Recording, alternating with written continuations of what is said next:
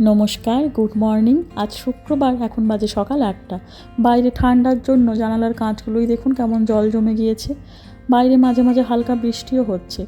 যাচ্ছি পৌলমীকে স্কুলে পৌঁছে দেওয়ার জন্য। স্কুলে পৌঁছে দিয়ে গিয়েছিলাম একটু দোকানে। আগের যে গোলাপগুলো শুকিয়ে গেছে, আজ খুব একটা ভালো নেই। এই কয়েকটা কালার আছে, তো হলুদ গোলাপটাই আমি নিলাম। আর একটু চকলেট কিনে নিয়ে যাব। পৌলমীকে যখন স্কুলে পৌঁছে দিতে বা আনতে যাই, অনেকের সাথে পরিচয় হয়। তো কয়েকজন মিলে আজকে একজনের বাড়িতে একটা গেট টুগেদার আছে। শুধু আমরা মায়েরা একসাথে গল্প আড্ডা দেব। তো ভাবছি তার বাড়িতেই একটা চকলেট নিয়ে যাব।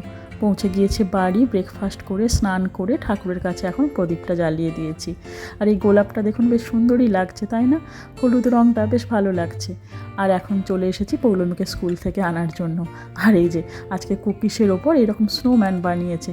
ক্রিসমাস উপলক্ষে বিভিন্ন এইসব হতেই থাকে ওদের স্কুলে। দেখা হবে সবার সাথে আবারও। টাটা।